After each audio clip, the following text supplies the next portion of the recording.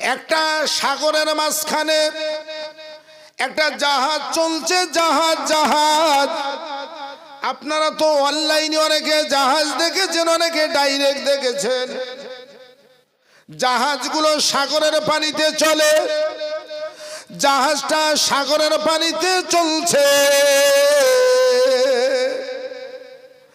হঠাৎ করে জাহাজের তলাটা ফেটে গিয়ে জাহাজটা ডুবি হয়ে যাচ্ছে।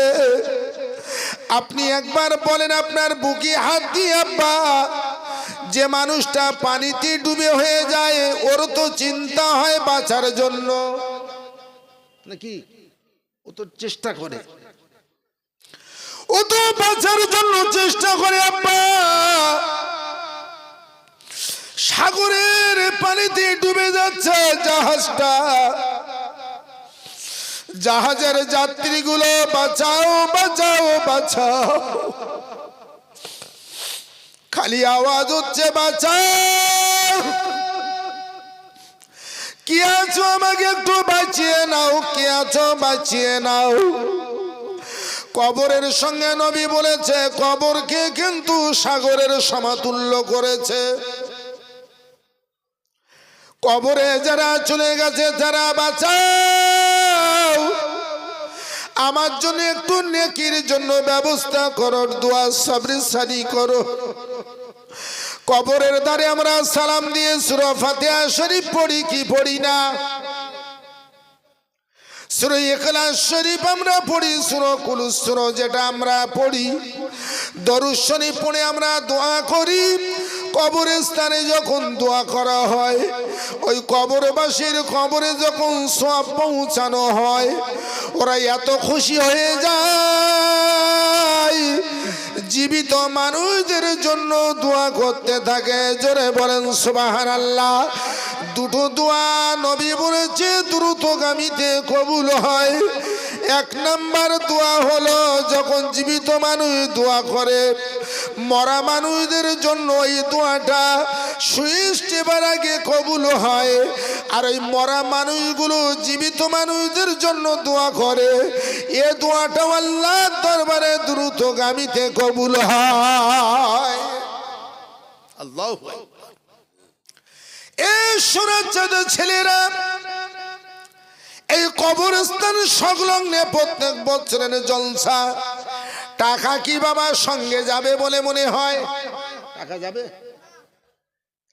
কবরে যখন যাবেন আপনার 2 কোটি 5 কোটি টাকা আছে, নিউ টাউনি বিল্ডিং আছে, আপনার ভাটা আছে, ঘেরি আছে, ব্যবসা কারবার আছে, আপনার টাকা পয়সা কি কবরে দেওয়া হয় বাবা?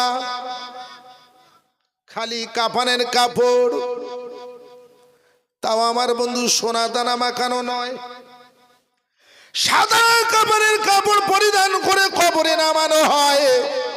আপনি কোটিপতি, কোনো অসুবিধা নেই, আপনার টাকা গেল না, সাথী গেল না, বন্ধু গেল না। বিবিরা কিন্তু নাইটি পরে 2টো পকেট, একটা পকেটে মোবাইল, হ্যালো হ্যালো হ্যালো। কবরে যখন দেওয়া হবে তখন কিন্তু ওই যে কাপড়ের কাপড়ের কি পকেট থাকবে বলে মনে হয়? থাকবে? এই যে অ্যাকাউন্ট দুনিয়ায় করেছি অনেক, SBI ব্যাংকে করলাম, ইন্ডিয়ান ব্যাংকে করলাম, কত ব্যাংকে অ্যাকাউন্ট রয়েছে আব্বা। এই অ্যাকাউন্ট কি মরার পরে কবরের অ্যাকাউন্ট করা হয়েছে? কি করা হয়েছে? দুনিয়ার অ্যাকাউন্টে ব্যস্ত, আর মেয়েরা খালি ফোন করার জন্য ব্যস্ত।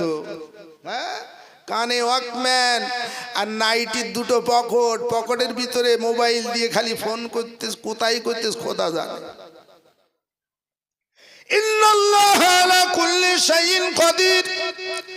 যে যুবকগুলো রাস্তার ধারে রাত 12টার সময় ফোন করে, লেপের ভিতরে কম্বলের ভিতরে শুয়ে শুয়ে ফোন করে, দুনিয়ার কোন মানুষ যদি সংবাদ না রাখে, আব্বা মা সংবাদ রাখলো না, দুনিয়ার মানুষ সংবাদ রাখলো না, পৃথিবীর জমিনে আল্লাহ কি আপনার সংবাদ রাখে না? কোথায় করছো? ইন্নাল্লাহ আলা কুল্লি শাইইন কাদির। তুমি পৃথিবীর সকলের ফাঁকি দিতে পারবা, আল্লাহকে কি ফাঁকি দেওয়া যাবে? ওয়া নাহনু আকরাবু ইলাইহি মিন হাবলিল ওয়ারিদ। তোমার ঘাড়ের শিরা অপেক্ষা নিকটে আল্লাহ। আছো কোথায়? তুমি কোন ভাবির সঙ্গে প্রেম করতেছো, পরকিয়া করছো? তোমার ডার্লিং নিয়ে তুমি বাইকই চড়ে, আর এখন তো কোম্পানি আবার পিছন উঁচু মাল করি। এই কিন্তু 10 বছর আগে সিট ছিল সোজা, আর এখন কোম্পানি জাহান্নামের টিকিট কাটানোর জন্য পেছনে জোগাড় দিয়েছে। তখনও বিয়ে হয়নি, ডার্লিং এর কাছে ফোন করতে যার বলছি হ্যালো একটু টাকি যেতে হবে। এখন পেছনে ডার্লিং বইয়েছে, আর একবার যেই ব্রেক মেরেছে ডার্লিং পিটির উপরে গিয়ে পড়েছে। এখনো তো বিয়ে হয়নি, হালাল হয়নি। কি হচ্ছে না? হচ্ছে না? ওই তো রশিদ ভাই আসেন, ভাই বসেন বসেন। এ সোনার চাঁদ ছেলেরা, এ আমার বন্ধুরা, কথাগুলো শুনে নাও। পৃথিবীর জমিনে আপনি আমি বেশি দিন বাঁচবো না। আমি গুনাহগার ইন্তেকাল, আপনাদের মেহমান আল্লাহর গোলাম বলে যাচ্ছি। কথাগুলো যদি একবার মাথায় নাও, তাহলে কবরে শান্তি পাবে। আর কবরে যদি শান্তি পাও, তোমার জন্য আল্লাহর জান্নাতের দরজা খোলা হবে। একবার জোরে বলা যাবে নাকি সুবহানাল্লাহ? পৃথিবীর জমিনে আপনাকে আমাকে ভালো কাজে সহযোগিতা করার দরকার আছে না নাই? মা তাকুমুর রাসূল ফাখুযুহু ওয়া মা নাহাকুম আনহু ফান্তাহু। আল্লাহর নবী বলেছে, যেগুলো তোমাকে আমরা করতে বললাম, আল্লাহর কোরআন করতে বলেছে, ওগুলো করবে। যেগুলো তোমাদের দ্বারা নিষেধ, ওগুলো তোমরা করবে না। জোরে বলেন সুবহানাল্লাহ। প্রত্যেক কোরআনের আমি তাফসীর করছি, কোরআনের তাফসীর বলছি। প্রত্যেক কোরআন পড়ছি, কোরআনের তাফসীর করে যাচ্ছি। তাহলে পৃথিবীর জমিনে আপনাকে আমাকে ভালো কাজে সহযোগিতা করার দরকার আছে না নাই? আল্লাহর ঘর মসজিদ ভালো না খারাপ? ভালো। যেখানে মসজিদ তৈরি হয়, আপনাকে আমাকে মুসলমান হিসাবে সহযোগিতা করতে হবে না? হবে না? এ বাবা সোনার চাঁদ ছেলেরা, মুর্শিদাবাদে আমার বন্ধু বহরমপুর বাইপাস রোডে বাবা বেলডাঙ্গা আর আপনার রজিনগরের মাঝখানে একটা মসজিদ তৈরি হচ্ছে। এদিন আমি মুর্শিদাবাদে যাবার সময় নামলাম, বিশাল আকারের মসজিদ তৈরি হচ্ছে। এই মসজিদটা নেটের মাধ্যমে আপনারা দেখেছেন, কে তৈরি করছে? বাহ, হুজুর জানে, আপনারা জানেন না? হুমায়ুন কবির যেরকম বাপ সেই রকম ছেলে আমার বন্ধু হুমায়ুন কবির মসজিদ তৈরি করছে। কি মসজিদ? বাবরি মসজিদ। এই বাবরি মসজিদ যে তৈরি হচ্ছে, আর হুমায়ুন কবির যোগ্য বেটার যোগ্য সন্তান। আপনি আমি মুসলমান, আপনার আমার সহযোগিতা করতে হবে। মসজিদ তো তৈরি হচ্ছে আল্লাহর ঘর নাকি?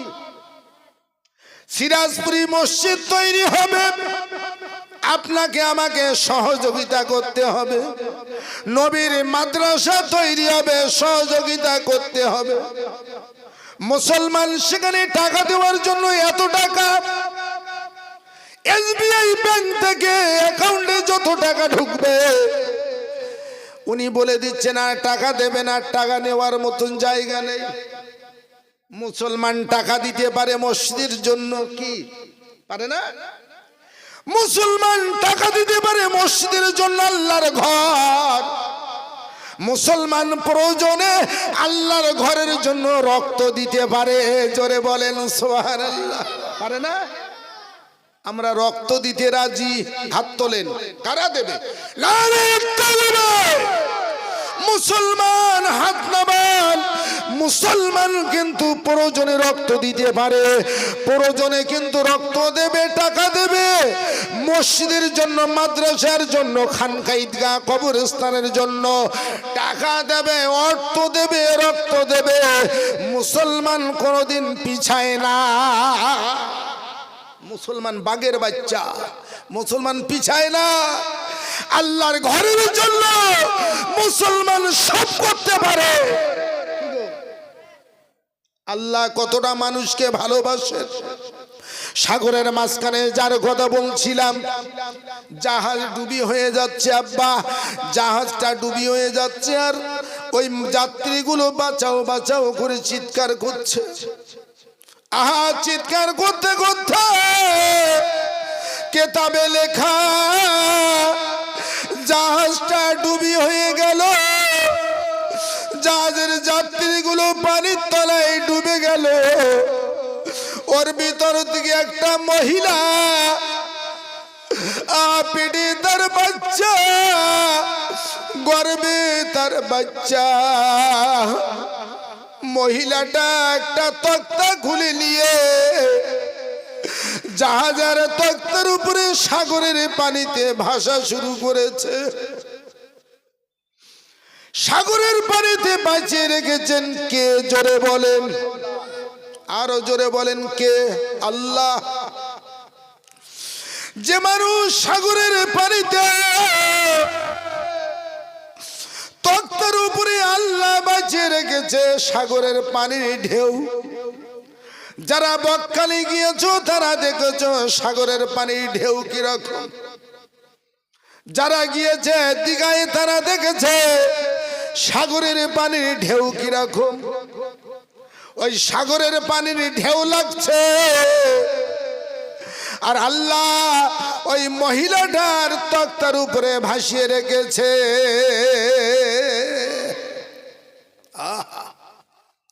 তাহলে বাঁচানোর মালিককে বললাম, হায়াতের মালিককে বললাম, রুজির মালিককে বললাম আল্লাহ। আল্লাহ রুজির দায়িত্ব নিয়েছেন, আল্লাহ বাঁচানোর দায়িত্ব নিয়েছেন আল্লাহ।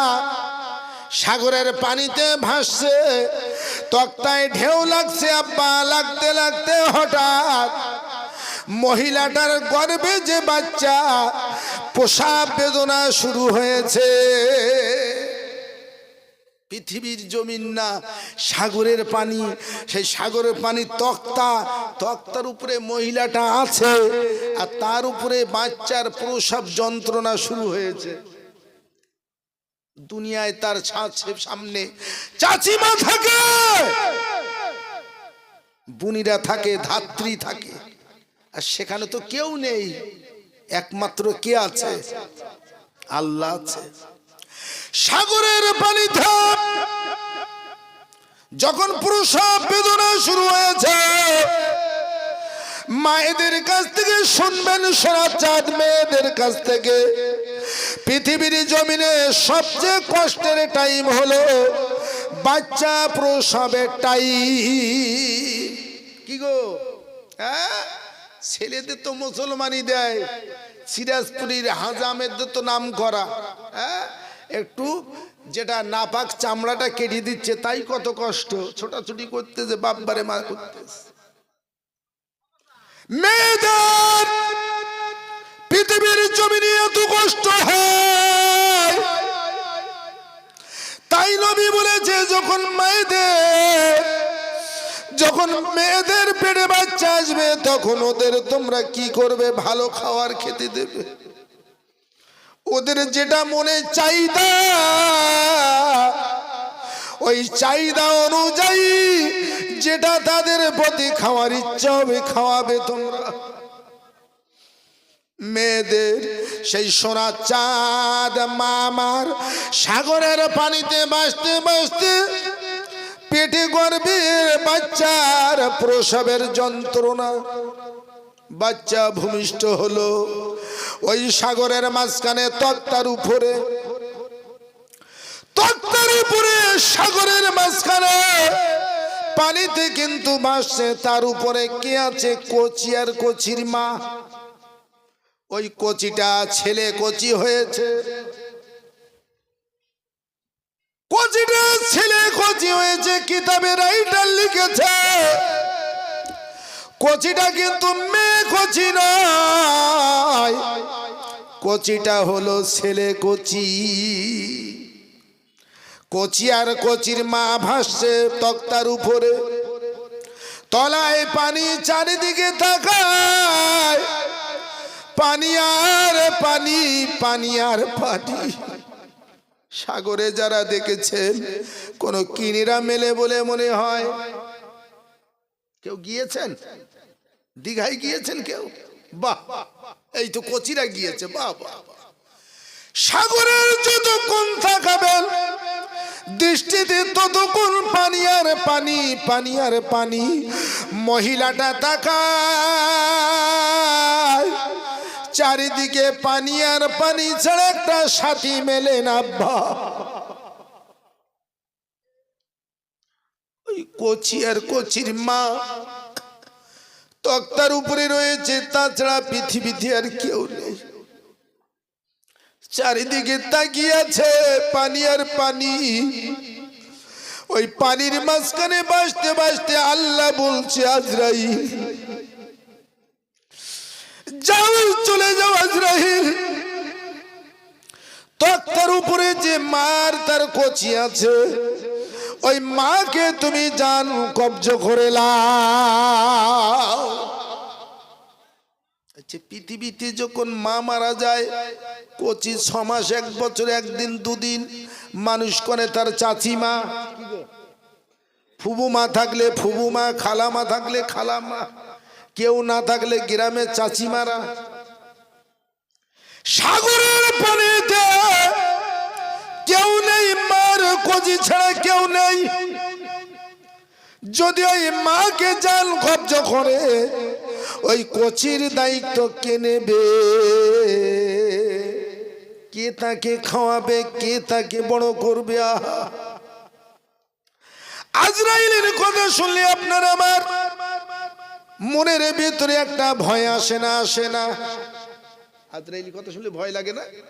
হ্যাঁ, কেন? আজরাইল তো আসে জাহান নিতে। জাহান কি সকলে সহজে দিতে চায়? জাহান দিতে চায় কেউ? এখন যদি আপনাকে বলি ভাই কালকে আজরাইল আসবে, তুমি হাতে পায়ে ধরে যাতে একটু লেট করানো যায়, 5 বছর 10 বছর। আমি হুজুর যদি বলে কালকে আজরাইল আসবে, আমি বলবো আল্লাহর 20 বছর অন্তত টাইম দাও। আজরাইল তো এলেই তো জাহান্নামে যাবে। এ ছেলেরা, তরুণেরা, যুবকেরা, এ আমার মায়েরা, বোনেরা, ফামনিরা, ওই সময় আজরাইল যখন চলে এলো, আজরাইল কার অর্ডার নেয় বাবা? কার অর্ডার নেয়? আল্লাহর অর্ডার নিতে হয় আজরাইলের। আজরাইল এসে দেখে মার কচি, পৃথিবীর জমিনেতে আর কেউ নাই। মার কচি, সেই কচির মাকে যদি জাহান কব্জ করা হয়, তাহলে কচির মাকে জান কব্জ করলে পৃথিবীর জমিনে কচি একাই থাকবে তক্তায়।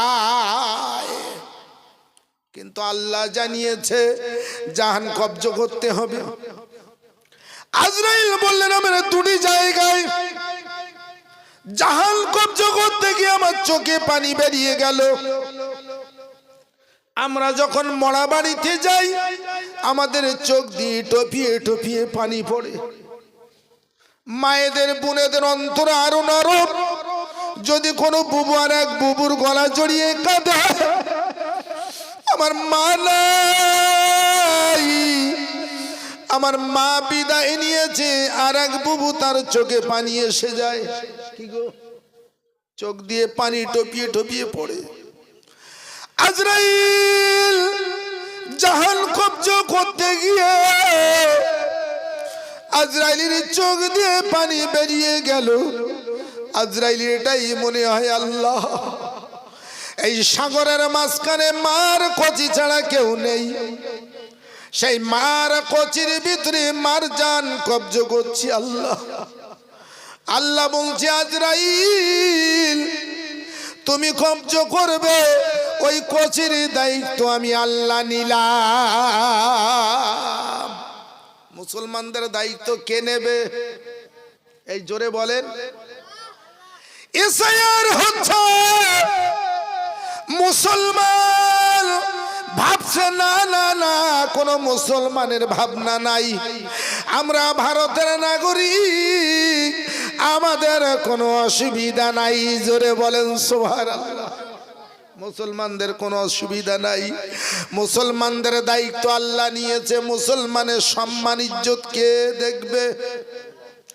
অতুইজ্জু মান তাশা অতুজিল্লু মান তাশা বিয়াদিকাল খায়র ওয়া হুয়া আলা কুল্লি শাইইন কাদির। জোরে হবে না সুবহানাল্লাহ।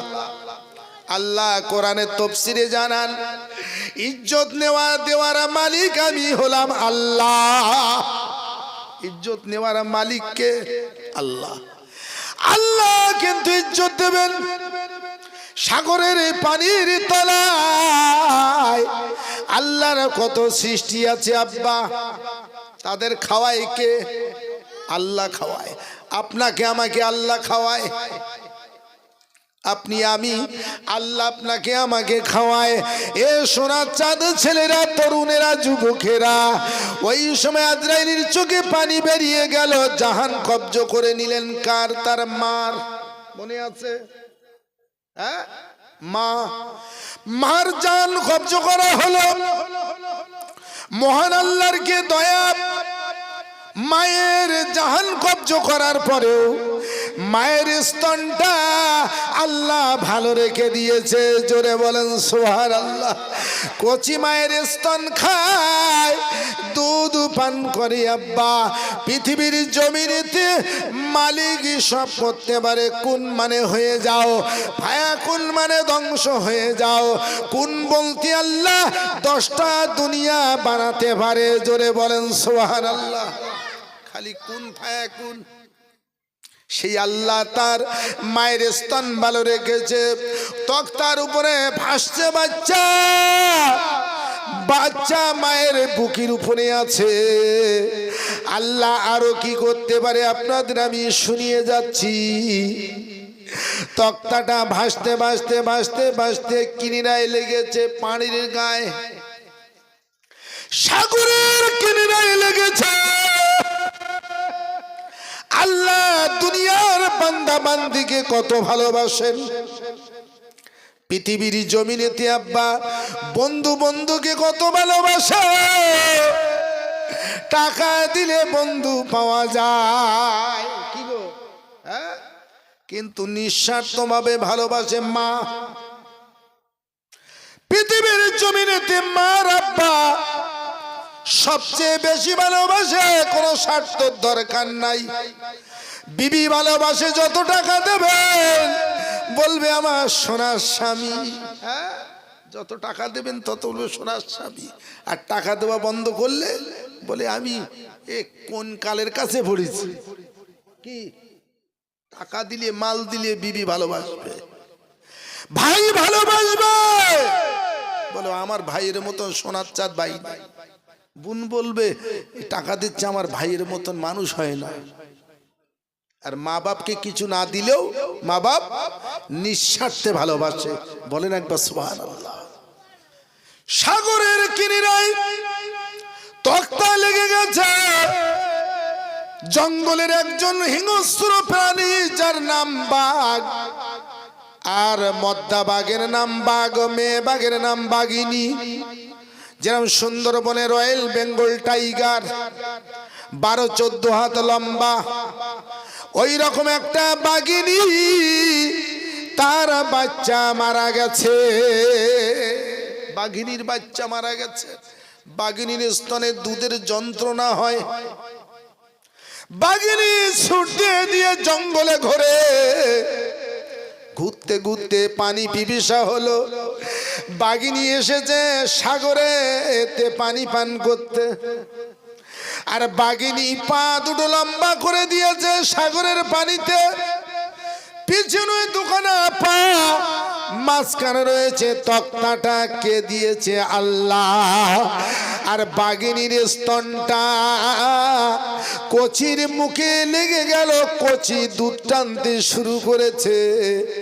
বাঘিনীর স্তনের যন্ত্রণা কম হয় একদিন দুদিন নয়, কিতাবে এসেছে 6 মাস। ওই বাঘিনী এসে এসে আল্লাহর বান্দা কচিটাকে দুধ পান করিয়ে যায়। বাঘিনীর দুধ খাওয়াচ্ছে কে? আল্লাহ খাওয়াচ্ছে। সাগরের পানিতে তক্তায় বাঘিনী কিন্তু দুধে খাবিয়ে যায়। আল্লাহ যে বাঘিনীর দুধ খাবিয়ে বড় করলো, লোকটার নাম আপনাদের শুনিয়ে যায়।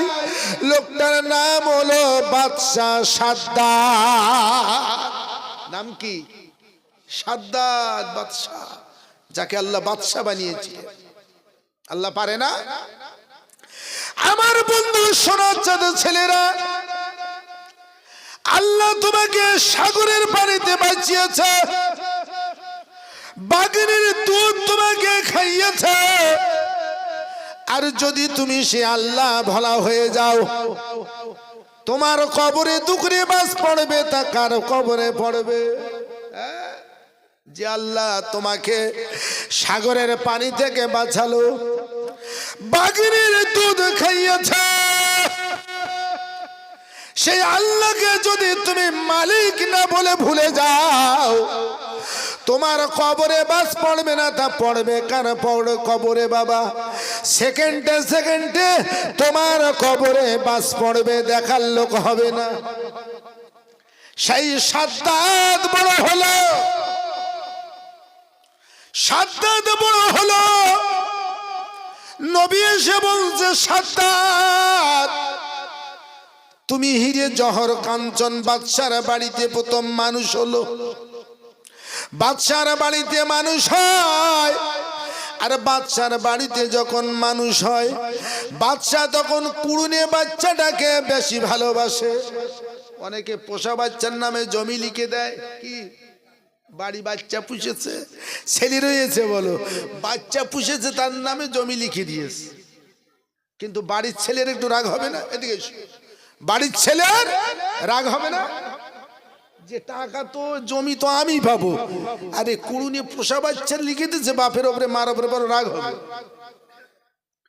বাদশাহ রাজ দরবারে মন্ত্রী মিনিস্টারদের ছেলে পেলে গুলোকে বাদশাহ মহব্বত করে, ভালোবাসে। আর কুড়ুনি বাচ্চা যেদিন পেল, মন্ত্রীর বাচ্চাদের সেইভাবে ভালোবাসে না। মন্ত্রীরা বলছে, কুড়ুনি বাচ্চারা তো ভালোবাসে বাদশাহ, এই বাচ্চাটাকে যে কোনো কায়দায় শেষ করে দিতে হবে, তাহলে আমাদের বাচ্চার ভালোবাসবে। হিংসা, হিংসায় জয় হয়? আরে হিংসায় জয় হয় না। আবু জেহেল, আবু লাহাব, উতবা, সাইবা, আবু সুফিয়ান তারা হিংসা করেছিল নবীর প্রতি। যখন কোন দিক থেকে কোনো লাইন পায় না, তখন বলছেন কুয়া কাটবো, কুয়ায় ফেলবো আমি। কি আপনাদের মনে নাই? নবীকে কুয়ায় ফেলতে গিয়ে কে পড়েছিল? আবু জেহেল। যার ফেলতে গেল সেই কিন্তু বেঁচে গেল। আল্লাহ নবীকে বাঁচিয়েছেন আল্লাহ। আর আবু জেহেল কুয়া কেটেছে, কুয়ায় ফেলতে গিয়ে আবু জেহেল কুয়ায় পড়েছে। ক্ষতি কার করবেন আব্বা? পরের ক্ষতি করতে গেলে নিজের ক্ষতি হয়ে যায়। কোথায় বলে যত করবা চালাকি, পরে বুঝবা জ্বালা কি। কি আবু জেহেল কুয়া কাটলো, নবীকে ফেলবে। আবু জেহেল ছলনা করছে, কি নবীকে ফেলা যায় কেমন করে? নবীর হাতের ভিতরে, আবু জেহেলের হাতের ভিতরে পাথর রেখে নবীকে বলেছিল, মোহাম্মদ হাতে কি আছে বলো। আমার নবী বললেন, তোমার হাতের ভিতরে কি আছে? যেটা হাতে আছে ওইটাই সাক্ষ্য দেবে। পাথরের জবান খুলে দিল আল্লাহ, আর পাথর বলতে চাইলো আশহাদু আল্লা ইলাহা ইল্লাল্লাহু আশহাদু আন্না মুহাম্মাদান আবদুহু ওয়া রাসূলুহু। একবার জোরে বলেন সুবহানাল্লাহ। পাথর জবাব দিচ্ছে ইনি হলেন আল্লাহর নবী। আর একবার জোরে বলেন সুবহানাল্লাহ। এটা নবী পাকের মুজিজা। এ আমার সোনার চাঁদ ছেলেরা, আবু জেহেল চালাকি করলো কি, পেটের যন্ত্রণা শুরু হয়েছে আবু জেহেলের। কুয়া কেটে দিয়েছি একটা, কুয়ায় ফেলবেন আব্দুল্লাহর বেটা মুহাম্মাদের। আব্দুল্লাহর বেটা মুহাম্মাদের কুয়ায় ফেলবে। আল্লাহ আমাকে কাবায় নিয়ে গেছে। কাবার পাশাপাশি আবু জেহেলের ঘর ছিল, তার পাশে নবীর ঘর ছিল একটু দূরে। আবু জেহেল কুয়া কেটে ওই কুয়ার ধারে কিন্তু পেটের যন্ত্রণা চালাকি করে ঘোরাঘুরি খায়, গোড়াগড়ি খাচ্ছে আর বলছে আমার পেটের যন্ত্রণা।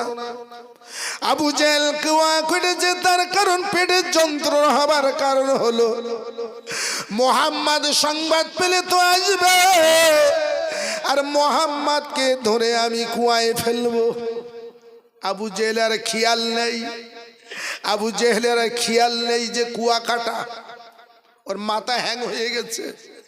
যখন দেখবেন মাথা হ্যাং হয়ে যায়, টেনশন হয়, তখন নামাজ পড়লাম 3 রাকাত না 2 রাকাত, মনে হয় না? আত্মাইয়াতু পড়িস না দরুদ শরীফ পড়িস? 2 রাকাত পড়লাম না 3 রাকাত, 3 রাকাত পড়লাম না 4 রাকাত, মাথার খুলে বাবা হয়। আবু জেহেলের খালি চিন্তা হয় মুহাম্মদকে ফাঁদে ফেলবো কেমন করে কুয়ায়। ও তখন পেটের যন্ত্রণার ছলনা, আর পেটের যন্ত্রণার ছলনায় ওই বালুর উপরে একবার গড়াগড়ি খায় আর গড়িয়ে কুয়ার ধারে আসে, আবার কুয়ার ধার থেকে আবার গড়িয়ে চলে যায়। ওর মাথায় আর কোনো কাজ হচ্ছে না যে কুয়া কাটা রয়েছে আমার, ওর মাথায় কাজ হচ্ছে না। ও গড়ানকে কুয়ায় পড়ে গেল, আর যেই কুয়ায় পড়ে গেছে ইঁদুরের বাচ্চার মতন পানি খাওয়া ধরেছে।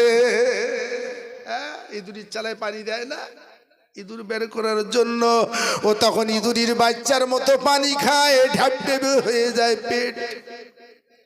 এত পানি খাচ্ছে আবু জেহেল, চিল্লে চিল্লে বলছে ও আমার সাথীরা, এ আমার বন্ধু বান্ধবেরা, আমি তোমাদের নেতা মাতব্বর। হ্যাঁ, সব দলের মাতব্বর থাকে না? আরে মোড়ল থাকে, মাতব্বর থাকে, লিডার থাকে, এমপি এমএলএ থাকে, মেম্বার প্রধান থাকে বাবা।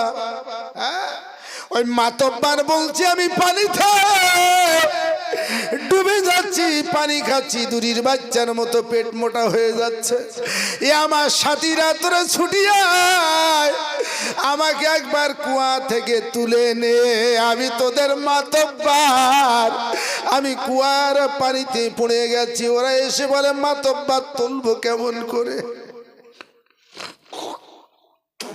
হ্যাঁ, তুলবো কেমন করে? বলছে তোলার একটাই রাস্তা বলে দেই তোদের। বলে কি রাস্তা? বলছে বাড়ি তোদের কি দড়ি আছে, মোটা কাঁচি আছে? বলে হ্যাঁ মাতব্বর আছে লিডার সাহেব, তোমাকে তুলতে হবে কুয়া থেকে, পানি খেয়ে তুমি পেট মোটা হয়ে যাচ্ছ। বলছে বাড়ি থেকে দড়ি লে আর কাঁচিগুলি এনে আমার হাতে দে, আর ওই কাঁচি ধরে তোরা টানবি আর আমি ওপরে উঠে যাব। এ বেরেন লাগিয়েছে কে? আবু জেহেল। আর সব বেরেনের এক বেরেন কার?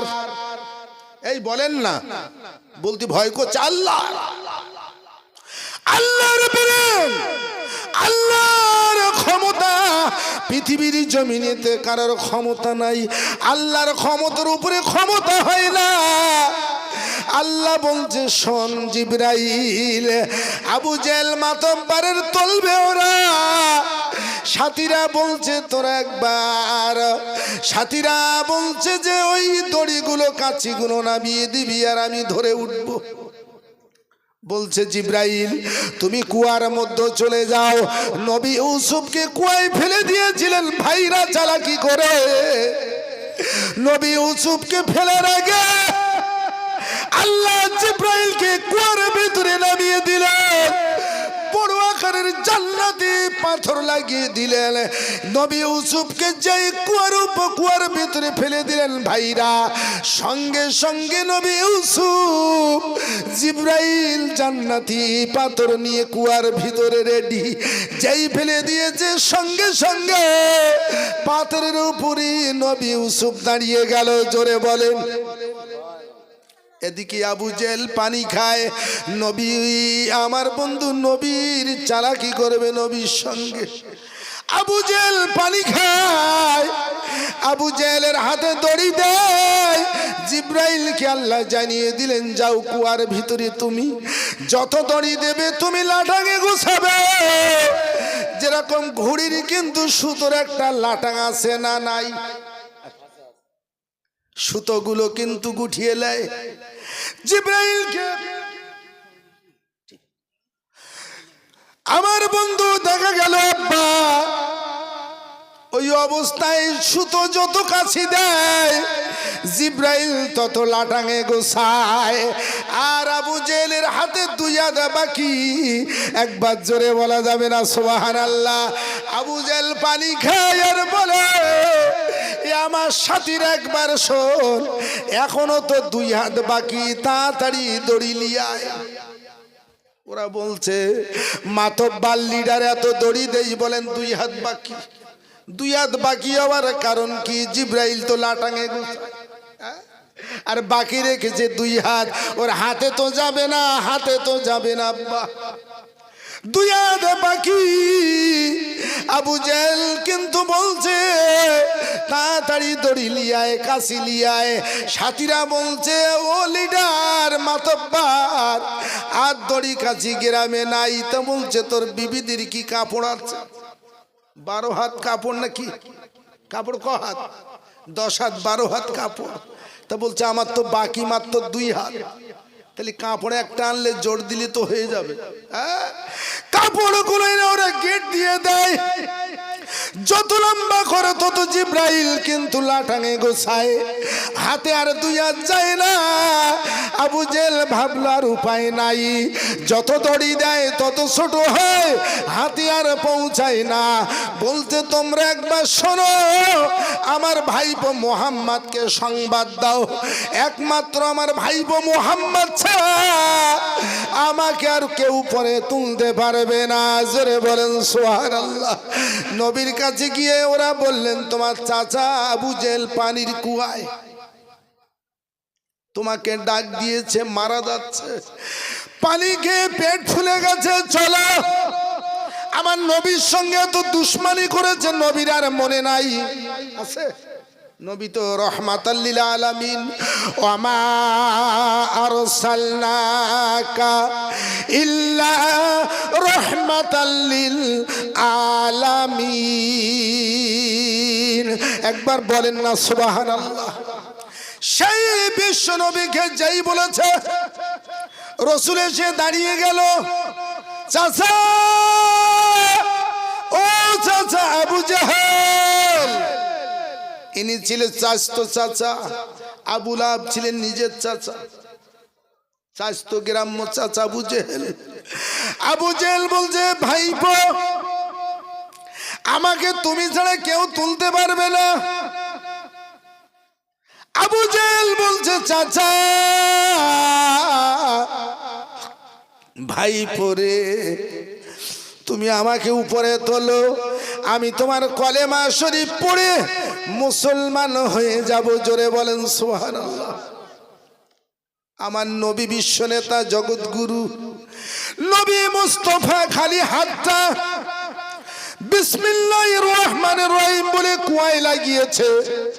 বড় বড় কাছে পৌঁছায় না, দড়ি পৌঁছায় না, বিবিদের শাড়ি পৌঁছায় না, যেই হাতটা লাগিয়ে দিয়েছে। আর আবু জেহেলের হাতের সঙ্গে নবীর হাতের চমকের মতো লেগে গেল। জোরে বলেন সুবহানাল্লাহ। যেই উপরে উঠেছে, আবু জেহেল বলছে, কত বড় জাদুকর, নাউজুবিল্লাহ। রাসূলুল্লাহ কি বলছে, কত বড় জাদুকর। এই সুরাত চাঁদ আবু জেল কলেমা পড়লো না, ওর তো নসিবে কলেমা নাই, ওর নসিবে তো জান্নাত নাই, ও নবীর দুশমন। আবু জেলের খালাতো ভাই ফুফুতো ভাই এখনো দুনিয়ায় আছে বাবা। এ সোনার চাঁদ হিংসা, যে কথা বলছিলাম বাদশার রাজ দরবারে যখন রয়েছে তখন এই কুড়ু নিয়ে বাচ্চার বেশি যত্ন করে, মনে আছে?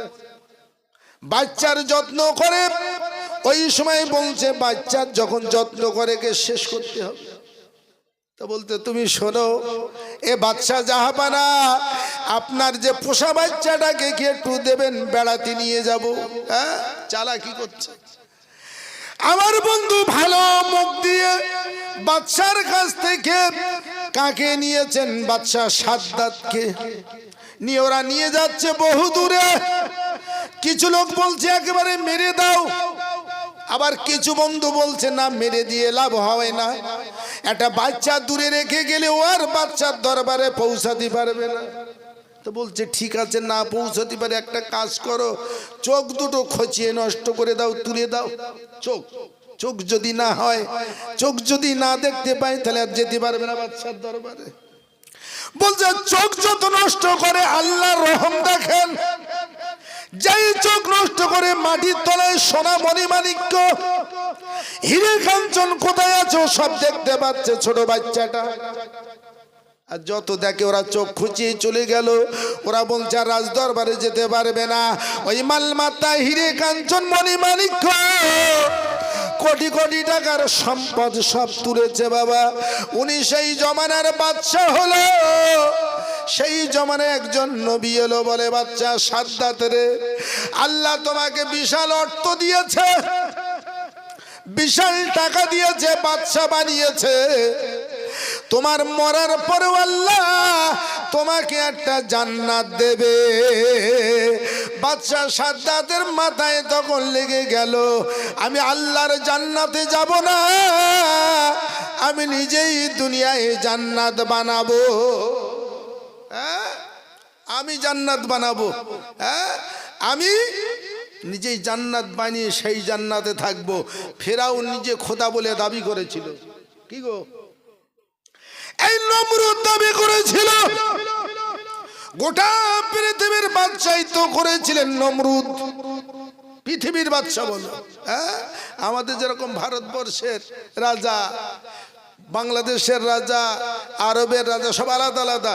আরে পৃথিবীর বাদশা, সেই পৃথিবীর বাদশাকে নমরুদকে একটা খোলা মশা, কি গো, আল্লাহ ইচ্ছা করলে সব পারে। একটা খোলা মশায় জুতোর বাড়ি খেতে খেতে মারা গেল। চালাকি করলে হবে না, সোজাসুজি আসতে হবে। এই পাশে কবর আমি বলছিলাম, সেই বাদশা সাদ্দাত বললেন জান্নাত বানাবো, জান্নাত বানাবো। জান্নাত তৈরি করতে শুরু করলেন, লক্ষ লক্ষ কোটি কোটি কুলি মজুরি লাগিয়ে দিলেন। সোনা মণিমাণিক্য হিরে কাঞ্চন জহর দিয়ে জান্নাত বানানো হচ্ছে, সাদা মার্বেল পাথর দিয়ে। জান্নাত তৈরি হয়ে গেল। জান্নাতের ভেতরে বাচ্চা সাদ্দাত ঢুকবে। জান্নাতটা কেমন তৈরি হলো একবার আমি দেখব। সাদা ঘোড়ার পিঠে বাদশা সাদ্দাত, ঘোড়ার পিঠে ঘোড়া চলছে, মখলার চাদর বিছানো, তার উপর দিয়ে যাবে বাবা। আর পাশে সকল ওয়েলকাম, ইস্তেকবাল, সম্মান জানানোর জন্য লোক সব দাঁড়িয়ে আছে। ভালো লোক এলে আমরা পাশে দাঁড়িয়ে যাই ইস্তেকবাল করার জন্য, ওয়েলকাম। মন্ত্রী মিনিস্টার, বড় বড় নেতা খেতা, ওরা কি ওয়েলকাম জানানোর জন্য লোক দাঁড়িয়ে গেছে। যাচ্ছে উনি ঘোড়ার পিঠে, জান্নাতে ঢুকবে। আল্লাহ বলছে আজরাইল, যাকে আমি পানি থেকে বাঁচিয়েছিলাম, যার মাকে আমি জান কবজ করতে তোমাকে বললাম আজরাইল, আর সেই বাদশা সাদ্দাতকে আমি বাদশা বানালাম, টাকা পয়সা অর্থ দিয়ে তাকে এত বড় করলাম। সে আমাকে না মেনে, আমাকে আল্লাহ বলে না মেনে দুনিয়ায় নিজে জান্নাত বানিয়েছে। ও জান্নাতে ঢুকবে আজরাইল, জান্নাতে ঢোকার আগে তুমি জাহান কব্জ করে লাও। এপারে কে? আল্লাহ। জান্নাতে যাচ্ছেন সাত্তার, যেতেই দরজার নিকটে দেখে একজন লম্বা আকারের মানুষ দাঁড়িয়ে আছে। তার আগে একটা কথা বলি, দুনিয়ায় টাকা আছে, অ্যাকাউন্ট আছে 5টা ব্যাংকে, সঙ্গে কিছু যাবে না, যাবে না, সব রেখে চলে যেতে হবে বাদশাহ সেকেন্দার রুমি। বাদশাহ সেকেন্দার রুমি রহমাতুল্লাহ আলাইহি দুনিয়ায় বাদশাহিত্ব করলেন, টাকা অর্থ সব পাওয়ার পরে উজির নাজিরদের জানিয়ে দিলেন, আমি যখন মারা যাব, মরে যাব, আমাকে কাফনের কাপড়টা পরিয়ে কবরস্থানে নিয়ে যাওয়ার সময় 2টো হাত বাইরে বার করে দেবে কাফনের কাপড়ের। কাফনের কাপড়ের বাইরে 2টি হাত বার করে দেবে। ওই অবস্থায় ওরা মনে করলেন দুনিয়ায় বাদশা এত টাকা পয়সা অর্থ লুবি ছিল, দুনিয়ায় আনন্দ পেয়েছে, তারপরে মরে যাবার পরেও আবার কিছু চাইছে বলে মনে হাত বার করে দিয়ে দিতে বলেছে। বাদশাহ সেকেন্দার রুমি রহমাতুল্লাহ আলাইহির চিন্তা ছিল এটা, আমি এত বাদশাহিত্ব করলাম, টাকা পয়সা কোটি কোটি টাকা ছিল আমার, কিন্তু আমি এসেছিলাম একা, আবার চলে যাব একা খালি হাতে। তাই মনে করছে ওনার সাথী সঙ্গীদের বললেন, উজির নাজিরদের বললেন, আমি যখন মারা যাবার পরে কবরস্থ করতে নিয়ে যাবে কাফনের কাপড় পরিধান করে, তখন কে করবে? আমার হাত দুখন কাফনের কাপড়ের বাইরে দেবে যে আমি এত বড় বাদশা ছিলাম, এত কিছু টাকা পয়সা অর্থ, আমার সম্পদ, আমার লোকজন সব ছিল, কিন্তু আমি এখন যাচ্ছি খালি হাতে। আপনাকে আমাকেও টাকা থাকলেও, ব্যাংক ব্যালেন্স থাকলেও, কোনো কাফনের কাপড়ের কোনো পকেট থাকবে না, অ্যাকাউন্ট থাকবে না, সব রেখে কবরে ঢুকতে হবে। কবরে ঢোকার আগে দুনিয়া থেকে একটু নেকি করে যান, তাহলে কবরে গেলে বাহা বাবা পাবেন। আর যদি দুনিয়ায় কিছু না করে ফেরেববাজি, দাগাবাজি, চিটিংবাজি, বাপ খায় 3 বোতল, ছেলে খায় 6 বোতল, টাকার জন্য ছেলেরা তো লটারির দোকানে লাইন দিচ্ছে। এখন মেয়েরা বলছে তোরা তো 1.5 কোটি করে 500 করে খাটতি হয় না, মেয়েরা লটারি করার জন্য লাইন দিচ্ছে লটারির দোকানে। মেয়েরাও লটারি কাটছে, ছেলেরাও লটারি কাটছে, হারাম হারাম। ছেলেরা সিগারেট খাচ্ছে, এখন মেয়েরাও আবার দাঁড়িয়ে টাইনতেছে, ওরা মেয়েরাও খাচ্ছে সিগারেট, ছেলেরাও খাচ্ছে। সামনে জানুয়ারি আসছে, ডিসেম্বরের পরে কত ছেলে কত মেয়ে তার ঈমান নষ্ট করে ঘুরবে বাবা। সাবধান, মুসলমানের কবরে যেতে হবে। মুসলমান গার্জিয়ান হিসাবে নিজের বাচ্চার দায়িত্ব নেবেন। বাচ্চা যদি দুনিয়া থেকে সে জাহান্নামের টিকিট কাটে, তাকে বলে বুঝগে নিয়ে নামাজের লাইনে নিয়ে এসো। রোজা, নামাজ, পড়াশুনো করো, জ্ঞান হোক, আলোচনা ইতি করবো বাবা। শেষ কথা, আমার বন্ধু বর, দোস্ত বর, বহু উত্তর থেকে এসেছেন, আল্লাহর শুকরিয়া। যেরকম দেখতেও আল্লাহ গোলাও ওই রকম দিয়েছে, দেখতেও যেরকম একেবারে সাদা, একদম সৌদি মতন বড়। জনাব হাফেজ মাওলানা রফিকুল ইসলাম আমিনী সাহেব যেরাম দেখতে শুনতে আল্লাহ গলাও দিয়েছে। তাই সকলের কাছে আমি দাবি করব, সিরাজপুরীর আমার সোনাচ্চা ছেলেদের কাছে, আমার যুবকদের কাছে, আমার ভাইপোদের কাছে বলছি, শোনা, সকলে এসে এই মাজমা কবরস্থান, এই কবরে 1টি টাকা দিয়ে সবরিসানি করলে এই কবরবাসী রুহানি দোয়া পাওয়া যায়।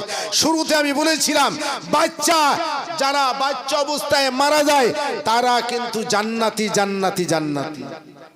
মিনহা খলাকনাকুম আফিয়া নুঈদুকুম ওয়া মিনহা নুখরিজুকুম তারাতান উখরা। এর বাংলা আছে বলো, এটা তো আরবি বললাম, কিন্তু আমরা বলে বলে অভ্যস্ত হয়েছি। কবরস্থানে গিয়ে দোয়াটা হুজুর পড়েন, তার সঙ্গে আমরা পড়ি নাকি? তার আগে আর একটা দোয়া আমরা পড়ি, বিসমিল্লাহে ওয়া আলা মিল্লাতে রাসূলুল্লাহে ফি সাবিলিল্লাহ। আমরা নবীর নামে আমরা ছবি দিচ্ছি, এর বাংলা মানে হলো নবীর নামে কবরে রেখে দিচ্ছি। তাহলে যে লোকটা গাঁজাখোর তারও তো আমরা বলতেছি নাকি, যে লটারি কাটে তার জন্য তো বলতেছি নাকি, যে নামাজ পড়ে না জেনাখোর তার জন্য বলতিস, বলো নবীর নামে রাখতিস। এ যুবকেরা, তরুণেরা, সোনার চাঁদ, আয় বয় একটু বয়, এর মধ্যে আয়, বসো বসো বসো, শেষে সব তাবার খাওয়া হবে একসঙ্গে। এসো বসো, দাঁড়িয়ে থেকো না, এসো বসো, সামনের দিকে এসো। এই কচি তোরা সব সামনের দিকে আয়, যারা পেছনে আসবে সব পেছনে বসবে, তোরা সামনে চলে। হ্যাঁ, এ সোনার চাঁদ ছেলেরা, তরুণেরা, এ জওয়ান যুবক সোনামানিকেরা, আপনাকে আমাকে মিনাহা খলাকনাকুম, যে মাটি থেকে আপনাকে তৈরি করা হলো। কিসের তৈরি? মাটির। অনেকে আবার নবী নূরের না মাটির, অনেকে বলে না, কেউ বলে মাটির, কেউ বলে নূরের। হ্যাঁ, এই যুবকেরা, তরুণেরা, মাটির কে নূরের? রাসূলুল্লাহকে কদ জাআকুম মিনাল্লাহি নূরুন ওয়া কিতাবুম মুবিন। একবার চিনলে বলা যাবে নাকি সুবহানাল্লাহ?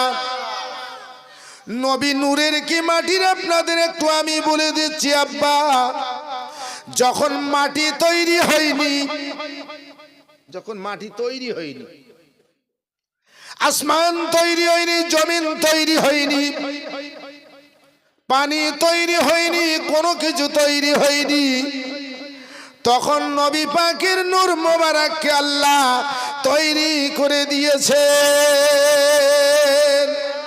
তাহলে যে মাওলানা সাহেব বলে নবী মাটির না নূরের, ওর মাথা ঠিক আছে বলে মনে হয়? তখন তো মাটি আসেনি। আরে গাছ নাই, ফল আসবে কোথা থেকে? আগে তো গাছ পুঁততে হবে, বাপ নালি কচি হবে নাকি? না।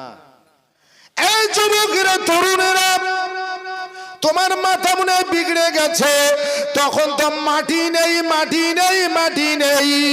তাহলে নবী মাটির কি নূরের তোমাকে কে বলতে বলল? নবী পাকের নূর মোবারক। কোরআনের উপরে কোনো ওয়াজ হয় না, কোরআন তো এক। কোরআনের মালিক কে? আরে জোরে বলেন, সকলে মিলিয়ে মিশে বলেন কে? কোরআনের মালিক আল্লাহ। কোরআনের মালিক আল্লাহ, সেই মালিক জানিয়েছে আমার নবী পাকের নূর মোবারকটাকে আমি আল্লাহ সর্বপ্রথম সৃষ্টি করলাম। তাহলে তুমি মাটির কি নূরের? তোমার মাথায় এটা ঢুকলো না? সেই মাটি দিয়ে আপনাকে আমাকে আল্লাহ বানিয়েছে, আর মাটির তৈরি আপনি আবার দ্বিতীয় কথায় বলছে আবার তোমাকে মাটিতে আসতে হবে। তোমাকে মাটিতে আবার ঢুকতে হবে। ওয়ামিনহা নুখরিজুকুম তারাতান উখরা, তোমাকে আবার মাটি থেকে আমি আল্লাহ তুলব। তাহলে যাবার কোন রাস্তা আছে? ফাঁকি দেবার রাস্তা আছে? কিরামান কাতিবিনা ইয়ালামুনা মা তাফআলুন। আল্লাহর কোরআনে আল্লাহ জানালেন কিরামান কাতিবিন। আমি যাব, দুটো ফেরেশতা আপনার কাঁধে, আপনার অটোমেটিক ফেরেশতার ঘুম নেই, খাওয়া নেই, ফেরেশতা কিন্তু লিখে যাচ্ছে আব্বা কিরামান কাতিবিন ইয়ালামুনা মা তাফআলুন। কিরামান আর কাতিবিন দুটো ফেরেশতা, তারা লিপিকার ফেরেশতা। আপনি মারা যাবেন, আপনার কবরের ধারে দুটো ফেরেশতা রেডি থাকবে। এ ছেলেরা, তরুণেরা, আপনি মনে করছেন যেটা করবেন ভালো কাজ ওটা লেখা হবে, আপনি অপরাধের কাজ করলেও ওটা লেখা হবে। আল্লাহর ফেরেশতারা তো ঘুমায় না। আপনি নামাজে আছেন, এটাও লেখা হলো। আজকের জলসায় আছেন ৩রা পৌষ, এটাও লেখা হবে। তাহলে নেকিটাও লেখা হবে, বদিটাও লেখা হবে। ফামাইয়ামাল মিসকালা যাররাতিন খায়রান ইয়ারা। বান্দা তুমি যাররা পরিমাণে যদি ভালো কাজ করো, এটাও আল্লাহর ফেরেশতারা লিখবে। বলেন একবার সুবহানাল্লাহ। তারপর তোমাকে আবার মাটি থেকে তুলে তোমার হিসাব দিতে হবে। তাহলে বান্দা যদি হিসাব দিতে হয় আর কবর থেকে যদি তোলা হয়, তাহলে চালাকি, চিটিংবাজি, রাহাজানি, ধাপ্পাবাজি করে লাভ হবে? এ তো মারা যেতেই হবে। এ তো অটোমেটিক, তো মানুষ মারা যাচ্ছে। কি মারা যাচ্ছে না? গতকাল মনে একজন সিরাজপুরি মারা গেছে, তার কদিন আরো 1 সপ্তাহ আগে নন্দনপুরি একজন মারা গেছে।